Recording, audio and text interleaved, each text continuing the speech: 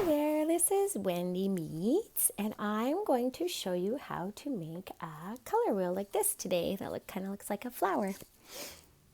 So I have watercolor paper here that I'm using because I'm going to show you how to do this with watercolors, and I'm going to trace a cup so that I have a circle in the center of my paper. Great. And then I've got like a flat brush. It's a watercolor brush, and I'm using, I kind of got two sets going. I've got this Jean Davenport set of watercolors, and I have just a Crayola set because I really like these. I think they're quite saturated. So first we're going to start with red. Now what you could do is you could, actually, why don't I do this? I'm going to do like guidelines like this. Just divide it up into 6.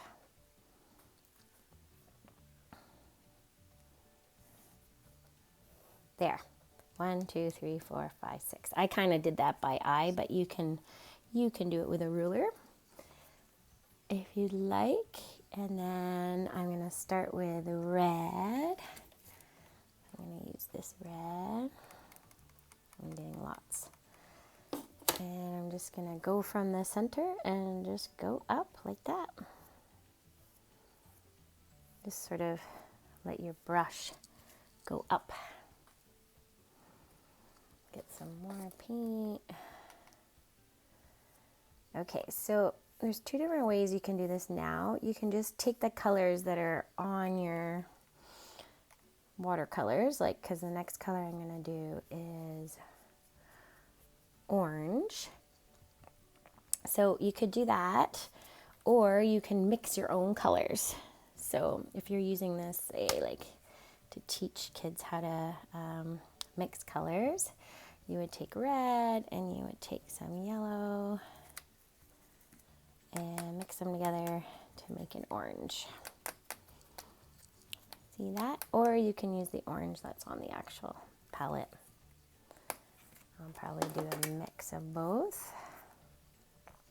And one nice thing about this is overlapping the colors a little bit, so you get sort of those in-between colors too, which is super cool. Yeah, and just start at the center and work your way out. Okay. And see how those overlap with colors? Just show you what it looks like when they're beside each other. Okay, now I'm going to take some yellow.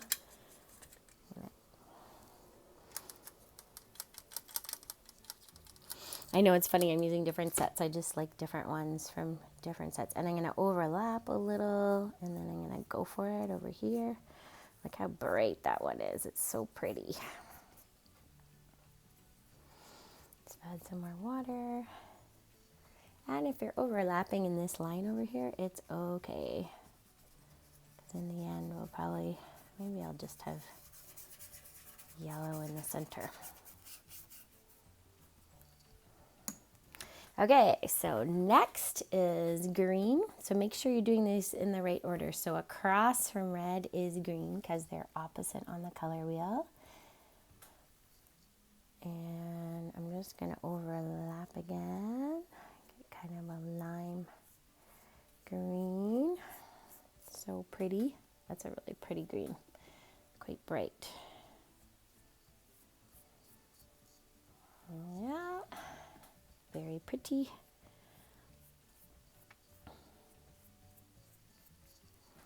So across from orange now is blue.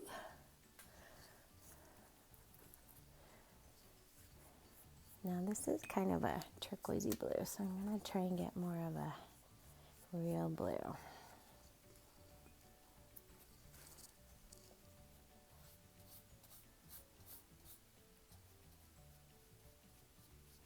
Okay. And then the last one is purple. So again, you could try mixing the blue and the red to make the purple, or you can just take the color you have on the color wheel.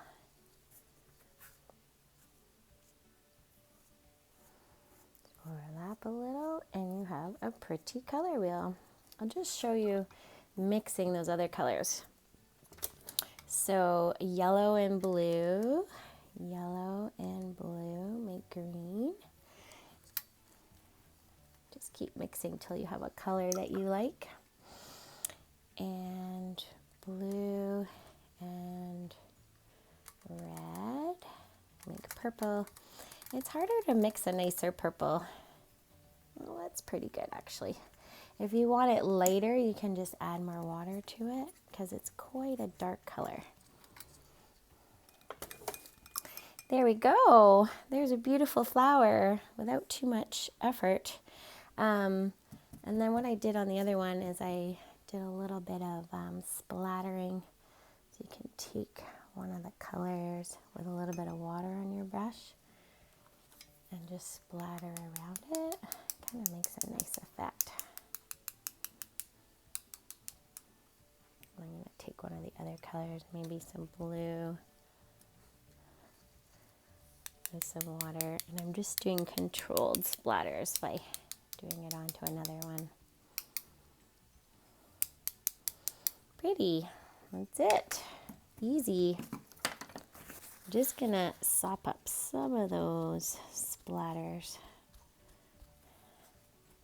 And there you have it, a color wheel flower. I hope you enjoyed this lesson. Please subscribe, like, comment, and share your creations at wendymeades@hotmail.com. Take care. Have fun creating. Bye.